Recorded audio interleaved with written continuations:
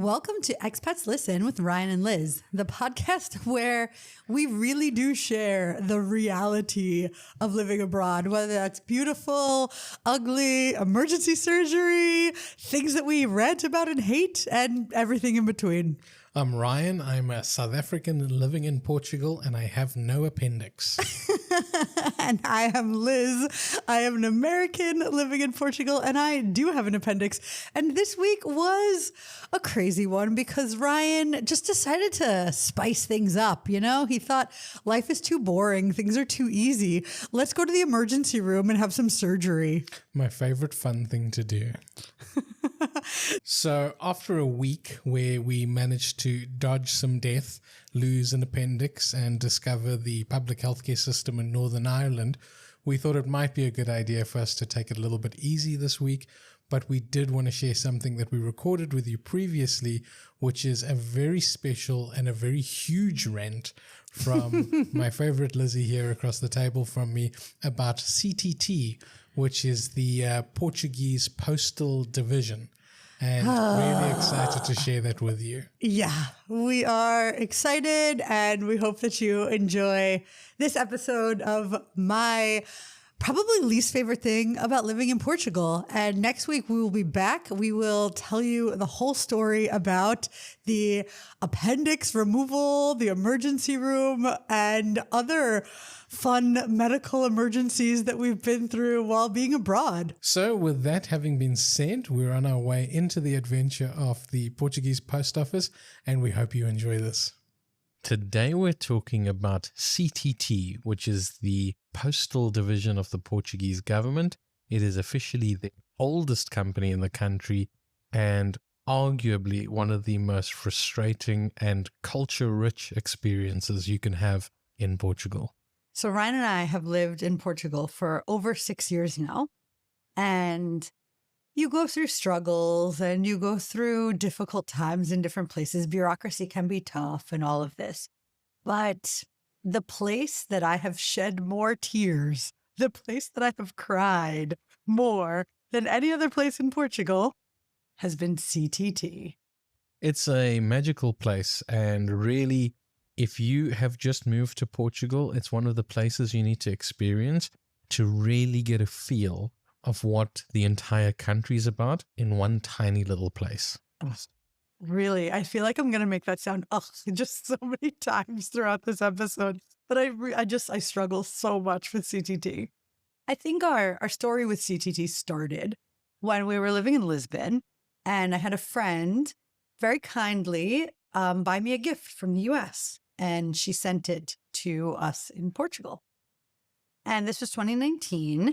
And I didn't know what it was. She didn't tell me any of that, but she kept asking like, hey, have you received anything? Have you received anything? And I was like, nope, nothing. And then one day I was out, Ryan was home alone, and he got a knock on the door. And on the other side of that knock were three very random men standing on the street in street clothing and holding a giant rectangular object, which basically looks almost like 2/3 of the size of a door.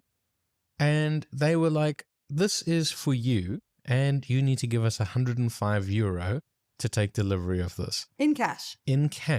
So I was like, well, I don't really carry hundreds of euros on me on any given morning. So I had to run down into town, find an ATM, withdraw the money to the exact amount, and then come back and pay these men for delivery of this particular, what ended up being a piece of art. But remember that we didn't know what it was. All we knew was that my friend had sent something. We had no idea what was in it. We had no idea the value. And to pay €105 in customs, that thing, I in my mind, it must be worth like 500, 1,000, like it must be worth so much. And I was freaking out a little bit of like, what did she send me? Like, what is this thing? Because I was terrified of the value of it. And I called, and the total value of the lovely art that Christina sent was less than what we paid in customs. So then I started asking a couple of people, like, tell me about your CTT stories and what's going on. And I heard from a girl, also from the US, who her mom had to like sign some papers for some contract and she wanted her to have a physical copy of it. So she mailed these papers to her daughter in Portugal and they tried to charge her €50 for papers signed by her mother. Zero value whatsoever. And I think it just goes to show that, like, the value of these things has nothing to do with what they decide to charge you in customs. There must be some kind of category and subcategory system where they're like, well, it's in this category, so this is what you're going to pay. And it's really like they're holding it hostage from you. They're like, we have your thing. It was sent to you from another country. Do you want it? How bad do you want it? Do you want it €50 worth? Do you want it €100 worth? Like, how bad do you want this thing? And they know that you want it because clearly it's important. Either someone has gone to great lengths to send this to you, or you've gone to great lengths to get this from somewhere. So it's really like a big game of chicken, of like, how much are you willing to pay and how are we going to decide what your need is worth?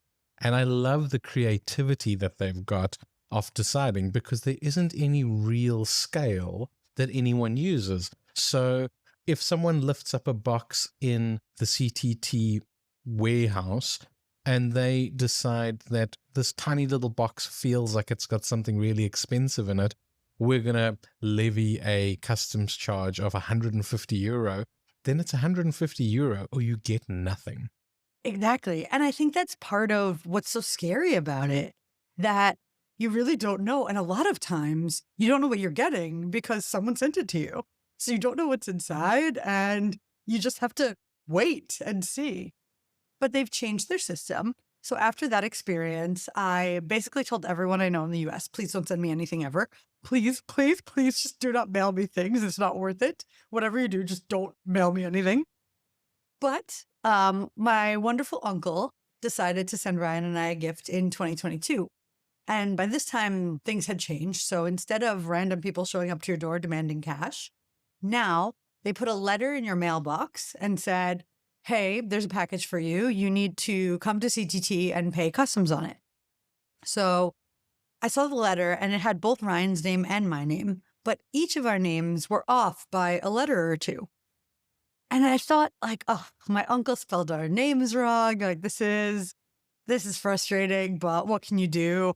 It's close enough to our names. It's our address. We have this paper from the mailbox. Like, they're definitely going to let us get the package. Not even close. I went at first and I was like, come on, like, how many people live at this address with a name that is so close to this name? Like, how? And Ryan went and he came and he was like, come on, here we are, the two people that this is addressed to. The names are so close. It's only off by a letter each. It's the same address. It's everything. How? How could it not be us? Look. And they were just like, not your name. Can't give it to you. No.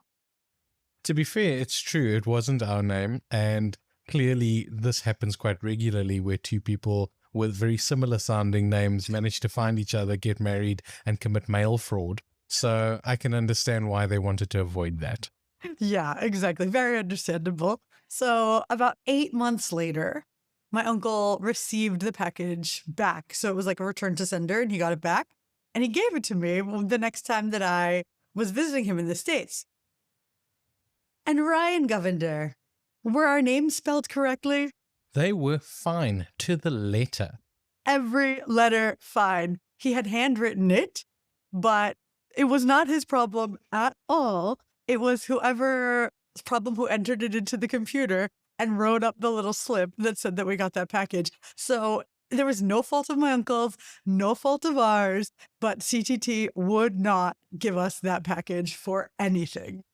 And that's the way that it is. I think we learned some valuable lessons about the postal system as well as how this country works in that experience. Did we ever? So I even more emphatically said, please do not send me anything ever from the US. No matter what you do, do not send me anything. But I had another wonderful friend who really wanted to send me something from the US for my birthday. And I think we'll have another whole episode about the things that we miss from our home countries, but Cheez-Its, dude, they're one of the things that I really miss. I love a Cheez-It. Extra toasty, that is my jam. Makes me so happy. And for my birthday, she really wanted to send me some Cheez-Its. Wonderful gesture. So I receive a letter in the mail, and at this point, they had changed the system again. So now, instead of random guy shows up and you have to pay cash, they moved it to you get a letter in the mailbox and you have to go to the post office and pay them. And now it's an online system. So you go online and you type in the code that they put, and then you need to fill out your information and pay online, and then they'll deliver it. And we received the letter in the mailbox that it had to go online and do all this stuff on a Friday. And I thought, you know, CTT, I've had a lot of stress with CTT. I'm just going to give it the weekend. I'm going to do this on Monday. Ryan, was it a good life choice? Big mistake. So on Monday morning, I open up my computer and I type in this code and I'm ready to pay whatever CTT wants me to pay for me to receive my delicious Cheez-Its. And the message says, sorry, you waited too long. Your package has been returned to sender. Wah, wah. It was the weekend. Like, I don't understand. Like, it was almost instantly. I got it on Friday. And then on Monday, I tried to do this thing. And it was like, nope. That's the true value of Cheez-Its. If you don't use it, you lose it. Clearly, I didn't want the Cheez-Its bad enough because I would have paid immediately on Friday when I received them. So instead, they get returned to the USA, and I hope my friend will enjoy them one day in 6 to 18 months when she might receive them. Yeah, those Cheez-Its are better traveled than many members of my family now. It's very true. It's very true. So that's receiving international packages, but there's also receiving domestic packages and receiving just domestic mail that's quite problematic with CTT. So Ryan, why don't you walk us through what is the experience when you enter the CTT? Entering the CTT is a fascinating place to be because you're really dealing with what is the heart of Portugal in the sense that people who are there to do stuff which is part of normal day-to-day Portuguese life. And that refers to everyone. And when I say everyone, I mean that it includes all the people who aren't in the Instagram reels or the stories suggesting that Portugal is this magical place. It's really just a group of very down-to-earth people from all walks of life. And the people behind the desk really do reflect a great deal of what the national mindset is in terms of following process and getting jobs done. So there is no desire to do anything with any rate of efficiency or speed or haste or urgency, because that's just not what people here are about. And there's no need for there to be anyone stepping out of line to excel. That's not something that you ever need to worry about at CTT. As an American, I think we all know the jokes about the DMV. And even in Zootopia, the sloths that worked at the DMV, like we all know the stereotype, right? If I had a choice to go to the DMV 5 days in a week or to go to the CTT once, I couldn't get to the DMV fast enough. They are more efficient. They have a smile when you talk to them. They're there to do a job and they want to get the job done and then they want to go home. At CTT, if they help one person in their 8-hour shift, or if they help 100 people in their 8-hour shift, it makes no difference to them whatsoever. So they will just take as long as they want to take. But that's the thing. I think a lot of us come from societies that try to drive towards excellence in terms of efficiency and effectiveness. And we've come to accept that as being normal. That's the way we accept systems to work, departments to work, bureaucracy to flow. And even if it doesn't always reach that target of being efficient and effective, we know that's what we're striving towards. Whereas here, that isn't even a place to start with. So no one is looking at those things as being our goal. And when you come from a different place with that expectation and you're met with someone who really isn't interested in helping you on a personal level, it's quite a shock to the system. Yeah, for sure. And I think when you arrive there, you know, without a doubt, you're going to be there for at least an hour, probably more. So you need to have that expectation, right? You're going to the post office. That's your day. Like that is your day. They're going to tell me no for whatever I'm asking for, even if it's something that makes total sense. And I'm going to have to fight and fight and fight just to receive this little package that I have the slip for. And here we go. That's the expectation that you have to go in with. That is the expectation that you have to go in with, because that's what the experience is going to be like 99% of the time. But what really messes with your mind is the possibility of there being that 1% where things do get given to you very quickly, and then it just throws you off completely, because the next time you go, you kind of think to yourself, maybe it'll be quick and efficient this time, and it's never going to be. And you might be wondering, why are these people going to the post office so often? Why don't they just receive deliveries or letters like normal people and move on with their days? Because you will have to go to the post office to receive anything that is sent to you, especially if you live in an apartment with stairs. Ryan and I happen to live in an apartment with no elevator. And whenever there's a package that is being sent to us, we get an email that says your package is scheduled to arrive like between the hours of this and this. And we are ready. We are waiting at the door. We are looking out. We are excited. We are pumped. We are not going to miss this delivery. And then you get the email, oh, you weren't home when we delivered, so we're taking it to CTT and you can collect it there. And I know they did not ring the bell. They were not here. They did not even try. And I think this is the thing. Like, they know that there's stairs. They would have to walk up the stairs. So they're just like, nope, not doing it. They can pick it up. So they do know the situation. So when they walk past and they know that they're going to need to climb however many steps to get to our apartment, they're well aware that they're not going to put themselves in that situation. And they pretty much just walk straight past the building. And you know that they were actually here and then made that decision. And then you get that email saying, report to CTT to collect your package. Then there's always the danger of them ringing the bell once and then vacating the premises immediately. So we live on high alert for any time that doorbell rings. Everyone runs towards that door to hit the button as quickly as possible so we don't miss out.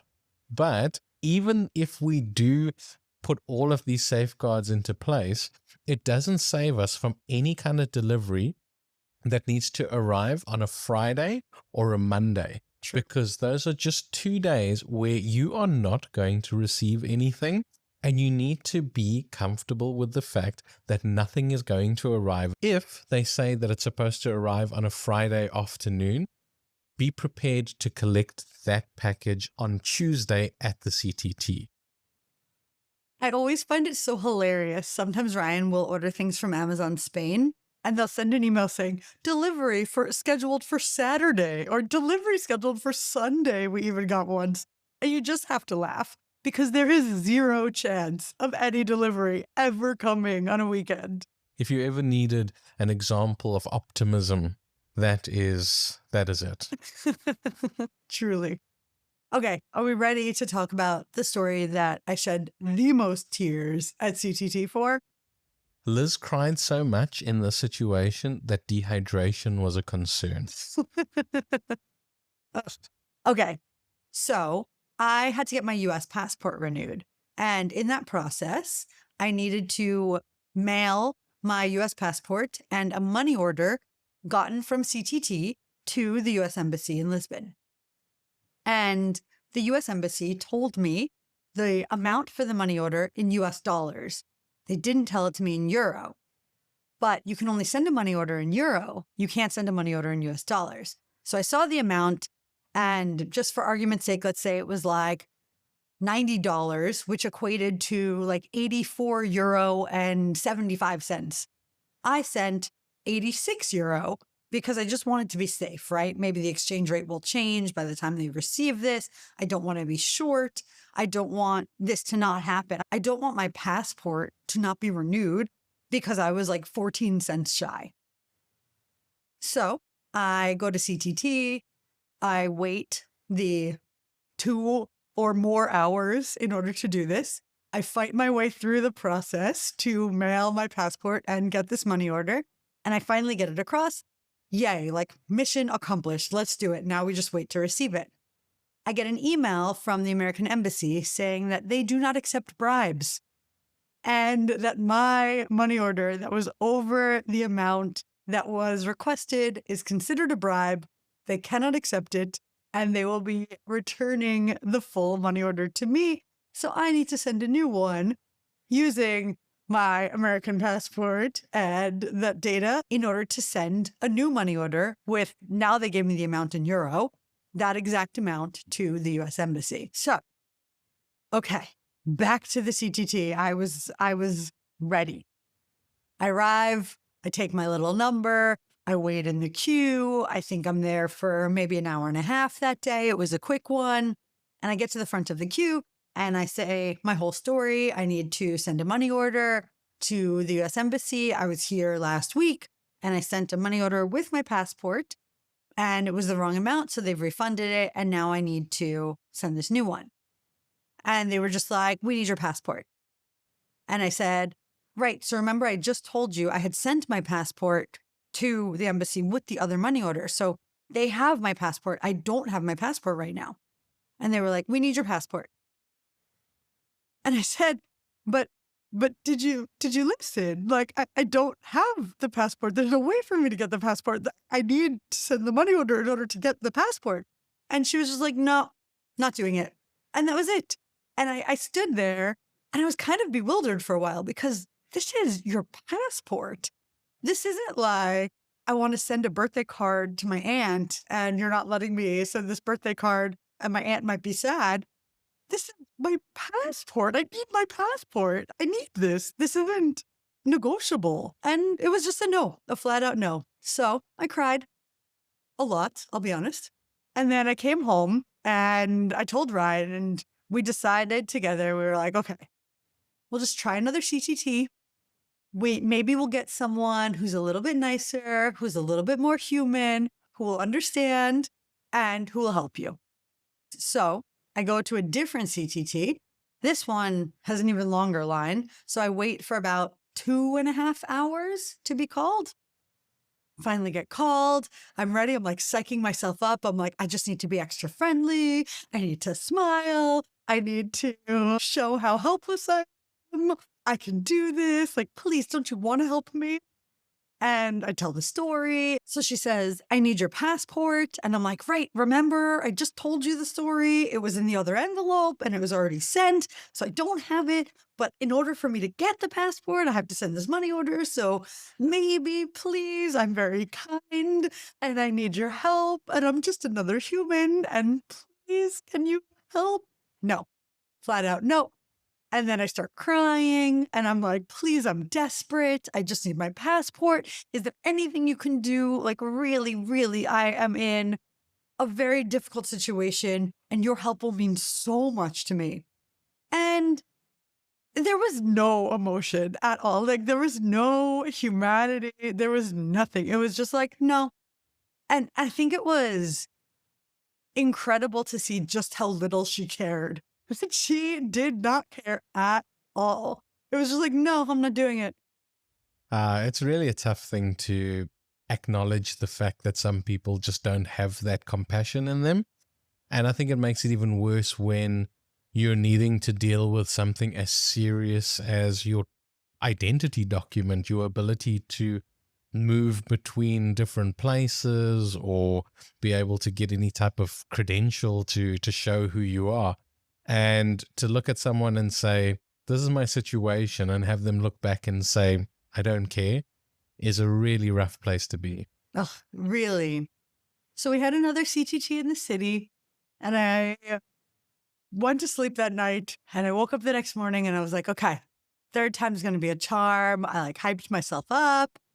I thought I can do this. I can do this. Today's the day. I went to the third CTT, did my whole thing again, waited in the queue, got called, told my whole story, and I had the exact same response. 3 different CTTs, 3 different no's, 3 different, very teary, dramatic responses from me. I will fully admit that I was being quite dramatic. I didn't know what to do. I felt so lost. Like, really, I felt like there was nothing I could do. I was completely powerless in this situation where the thing that I actually needed to live my life, a passport, I couldn't get. And I had no way to get it because these people just refused to do the thing that I needed them to do in order to get the passport. Yeah, there's not much you can do in those kinds of situations. And I think that feeling of helplessness and knowing that you're so small in comparison to this giant organization with people who are on the front line, maybe on purpose to control any kind of special treatment. And they were doing a great job in terms of controlling you. Yeah, I was controlled, that's for sure. So later that night, we met some friends and I kind of told my sob story. And one of our friends, Anna, shout out Anna, I love you so much. Her mother used to work at CTT up in the north and she called her mom. Her mom looked through some like regulations documents to find a little loophole for me to see how I would be able to send this money order and with a copy of my passport instead of my actual passport that I didn't have. And she found something and we really felt like this could be it. Like we have it. So the next day, Anna came with me very graciously. We waited, we waited, we waited. We finally got called and Anna was ready. And Anna is Portuguese. There was no language barrier here. That was not the issue at all. But she got the exact same no that I got. But Anna was prepared and she said, no, I know that like rule number blah, blah, blah says that you are able to do this under these circumstances. So you should be able to allow her to send this money order. And the answer was just no. And Anna said, I need to speak to someone else. And it was almost a Karen moment of let me talk to your manager. But it was done in this way where she knew that there was no going forward from this situation. There was no moving from this person. And the only way to do anything would be to get someone else involved. So instead of going to 3 different CTTs like I did, we just spoke to 6 different people within the same CTT in order to get this accomplished. And I think we were at that counter talking to different people for over 2 hours. We were trying to get this accomplished after having waited for multiple hours. So this was basically the entire day that we were at CTT and it worked. Anna saved me. We were able to send the money order. I was able to get my passport renewed, get my new passport, and it worked. It was just emotionally exhausting. It was physically exhausting because it was so many hours. It took me, if you added up all of the hours that I spent in CTT, it was probably a full week of work. It was a lot. And I think when you're moving to a new country, you know that there are going to be some things that drive you crazy. But I never in my wildest dreams thought the post office would be the thing that drove me the craziest in this country. Absolutely. I think there are a lot of posts online and discussions that talk about how brutal the bureaucracy can be. But until you're in it, you actually don't realize how much of an impact it's actually got on your life and how you feel and what your experience of living in the country is like. we won't even talk about it because we don't have that kind of time, but it took me 2 years to get my driver's license. And these are huge sagas in our lives, which really change the way we live. I think with Liz and the passport with CTT, it was very intense over the course of those few weeks that we needed to deal with this. Whereas I think with the driver's license that took 2 years, it really impacted my ability to be mobile in different places that we went to because I wasn't able to drive because I didn't have a driver's license. But I'm just raising this up to say that those administrative systems that you're needing to interface with in a new country become very difficult to deal with when you're needing to plug in for the first time, because people who live here have been part of those systems and understand how these things work since day one.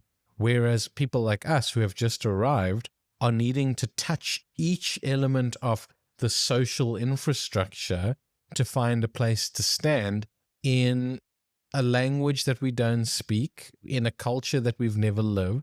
And it is brutal sometimes. It's really true. And I think it comes back to this whole thing of expectations, right?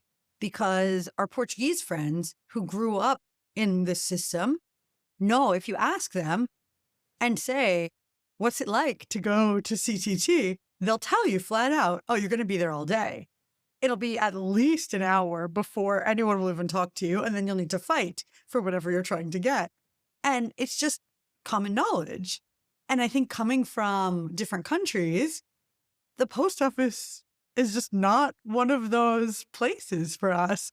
So having that expectation of, I know that I'm going to be there all day. I know that I'm going to have to fight.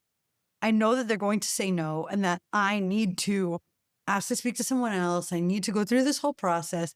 I need to do all of it in the best Portuguese that I possibly can. And Ryan and I speak Portuguese decently enough. And really, like, the language barrier generally isn't the problem for us. But even with that, it's still this confusing element of, but it's just the post office. I'm just collecting a package. Why is this so hard? I completely understand where you're coming from, but I tend to feel that the dynamics within the post office are actually so much more complicated, in the sense that the people who are working there really do have that public sector, public servant perspective on just getting through the day, trying to keep effort as low as possible. And I kind of understand why it's not unique to Portugal, it's not unique to CTT. But I think operating within that environment requires a certain level of almost skill and understanding. So when I go, it tends to be a bit different because I kind of offload a lot of my uncertainty onto the actual person who's helping me by giving them all the power of looking and feeling like a helpless little lamb and being happy and jolly and trying to make them feel as though they've got my life in their hands, which they sometimes do. And in most cases, they're actually a lot kinder to me because I've put them in this powerful position. And I don't know how manipulative this is of me, but it seems to work well enough for me to collect my rejected packages in most cases. Yeah, I think whenever we get a package now, Ryan is the one who has to go to CTT. I think CTT can smell my fear. And when I go in there, I am scared, I am nervous, and I don't think that I am at my best because I am scared of what's going to happen. Yeah, Liz looks very nervous when she's in there, and I think everyone can pick up on it. And I think it's a great time to kind of feel like a strong person when you're helping her in a different way. I think for me, though, I do have a bit of a different experience when I go to CTT. Like I'd mentioned a little bit earlier, is that I think it's a great place for people watching because you do get to see the best and the worst of the place. And I kind of appreciate that because it's really an authentic experience within the country. In most cases, I get the help that I need. And it's a great way to kill a couple of hours on a particular day. And I think maybe I look at it as being a bit more entertaining than it is strenuous. But that's just CTT for me. The IMT, which is the Portuguese version of the traffic department and motor vehicle licensing, that is very stressful for me. And I tend to also struggle quite a lot at the immigration offices for my paperwork to stay in Portugal. But, we live, we learn. I think that's part of the experience of being an expat or immigrant. It's part of life, really. You've got to be comfortable with it, whether you're comfortable with it or not. It's true. And I think it really goes to show that you never know what's going to be easier for you than it is for other people. And you don't know what's going to be more difficult for you than it is for other people. Just because I had a tough time with CTT doesn't mean that you would. Just because Ryan took 2 years to get his driver's license. But the other thing that I was going to say, in addition to how variable this experience can be for different people, is that it's also important to not underestimate how needing to deal with multiple bureaucratic processes can impact the quality of your life, because it might not necessarily just be the struggle at CTT. You might be struggling at CTT, you might be struggling at the immigration office, you might be struggling with the finance division, you might be struggling with the motor vehicle area, you might be struggling with so many different things. And all of those things put together can be really heavy on your shoulders, especially when you're starting out, because when you've just landed in this country and you're needing to get your banking sorted out, get your registration in your neighborhood sorted out, find housing, the contracts involved with that, get internet, get electricity, get all of these things are really sometimes quite heavy to carry, especially in a situation where the bureaucratic systems aren't simple and straightforward. But I think that if you keep your head on your shoulders and you keep your head up and you keep a positive attitude, I think you can navigate it. I think it'll be difficult, but you can get there, which is great. Well, everyone, thank you so much for joining us this week. It was really fun sharing with you our adventures in the post office. If you've got any experiences or anything that you want to share, we would love to hear from you. Please reach out to us on expatslisten@gmail.com on email, or you can reach us on expatslisten on Instagram. We were always excited to hear from you. If you do get the time, please share this, like, subscribe, review, rate. It goes a long way to help the show reach more people, and we really appreciate that from you. And until next week, have a good week. Goodbye.